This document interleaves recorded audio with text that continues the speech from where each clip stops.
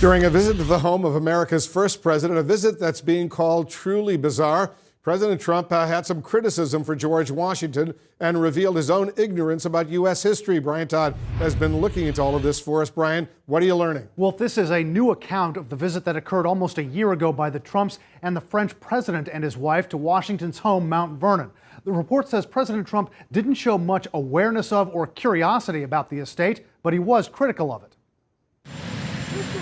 When he left the White House in Washington, D.C. last April with French President Emmanuel Macron to visit George Washington's home, Mount Vernon, President Trump flew past the Washington Monument, over the George Washington Parkway, and beside the George Washington Memorial in Alexandria, Virginia. And yet, once on the grounds of Washington's home, Trump apparently told the people around him, quote, if he was smart, he would have put his name on it. You've got to put your name on stuff or no one remembers you. That's according to a stunning new story in Politico, which cites several sources briefed on Trump's comments. It does tell you where the president's head is at. This guy wants to stamp his name and likeness on everything, and he thinks Washington missed a chance to do that. Politico describes Trump as being bored during that 45-minute tour, disinterested in learning about Washington and Mount Vernon, that it was a challenge for Mount Vernon's CEO and tour guide, who described the evening as, quote, truly bizarre. And the guide, according to Politico, told others something embarrassing.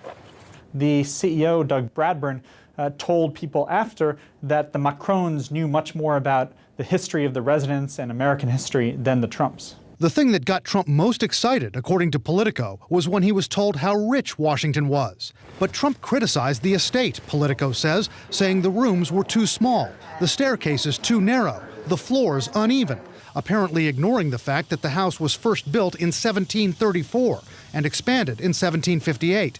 This is just par for the course with Donald Trump. And speaking of par for the course, I think he probably feels Washington missed a point when he didn't build a golf course on the property at Mount Vernon, because that sure would have enhanced the real estate values. Trump often seems astonished by history, often telling crowds that they should be surprised by basic stories from America's past.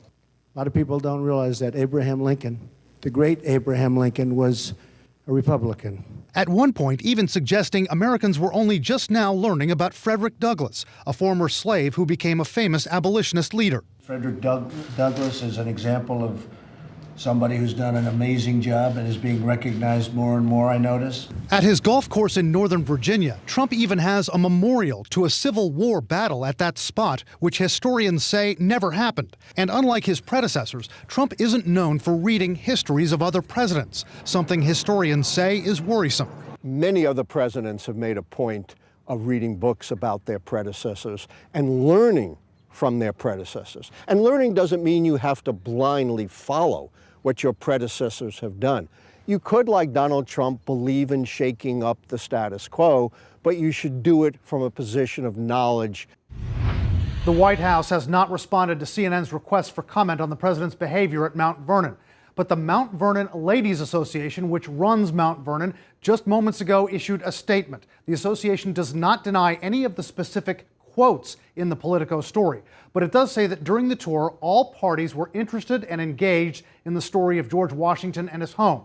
The Mount Vernon group says comments from sources who were not present don't properly convey the tone and the context in which they were delivered. Wolf? All right, Brian, thank you very much. Brian Todd reporting.